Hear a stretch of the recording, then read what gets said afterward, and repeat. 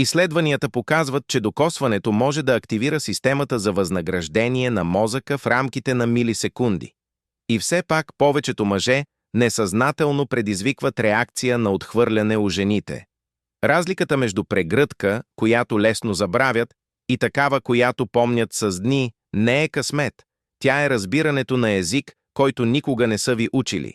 Докосването е най-старата форма на комуникация на човечеството, по-стара от самите думи. Много преди езика, оцеляването е зависело от четенето на намеренията чрез физически контакт. В един момент тази плавност се губи. Всяка прегръдка е тест, който тя подсъзнателно прилага. Нейната нервна система чете всяко микродвижение, вашия натиск, колебание, време и продължителност. Нейният лимбичен мозък тихо пита: дали този мъж е уверен или нуждаещ се, твърд или алчен, присъстващ или се преструва. Отговорът оформя всичко, което следва. Повечето мъже подхождат към докосването от позиция на неадекватност. Те са или твърде срамежливи, не създават полярност, или твърде нетърпеливи, предавайки нужда.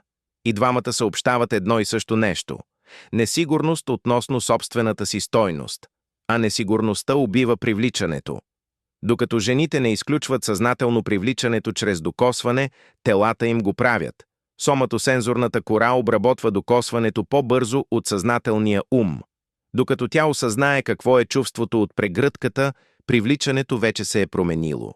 Невронауката обяснява това ясно. Нежното, преднамерено докосване активира си тактилните нервни влакна, които изпращат сигнали до задната инсула, центъра на емоционалната осъзнатост в мозъка. Но тази област не само обработва усещането, тя интегрира контекста и емоционалната съгласуваност. Ако докосването ви не съответства на външния ви вид, то задейства аларми.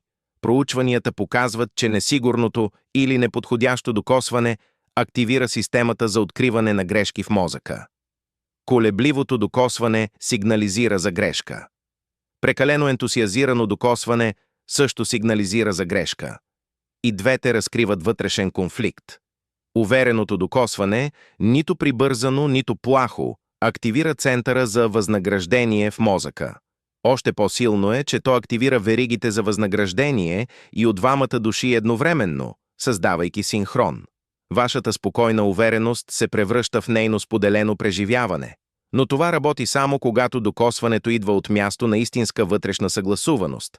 Ако докоснете, за да получите нещо, да докажете нещо или да наложите резултат, нервната й система открива транзакцията и транзакционното докосване ще я отхвърли. Еволюцията обяснява защо. Жените са развили повишена чувствителност към докосването като механизъм за оцеляване.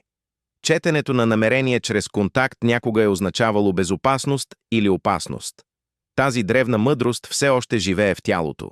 Изследванията показват, че жените могат да идентифицират емоционалното състояние на мъжа само чрез докосване с необикновена точност.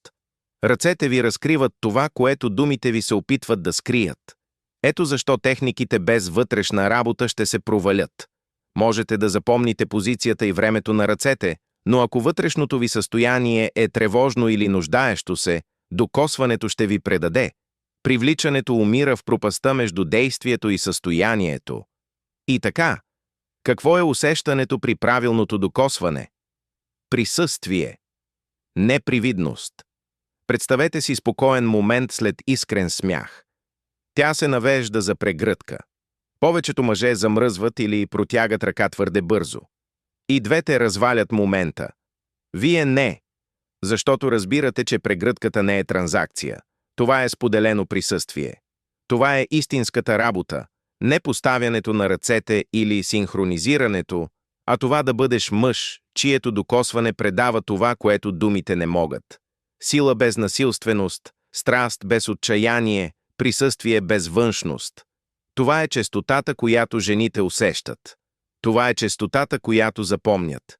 Това е честотата, която променя всичко. Ето какво никой никога не ви казва. Привличането не се ражда от интензивност. Привличането се ражда от премерен самоконтрол. Мъж, който може да докосва с намерение и след това да го пусне, без да се хваща, демонстрира нещо рядко – самоувереност. А самоувереността не може да бъде фалшива с течение на времето. Прегръдките ви не я карат да ви иска. Те я правят любопитна към мъж, който докосва, сякаш няма какво да доказва. А любопитството е началото на желанието, не с сила, а с пространство, не чрез вземане, а чрез позволяване. Овладейте това и няма да ви е нужно друго видео за привличането. Вие ще бъдете отговорът, който жените чувстват, дори и да не могат да го изразят с думи.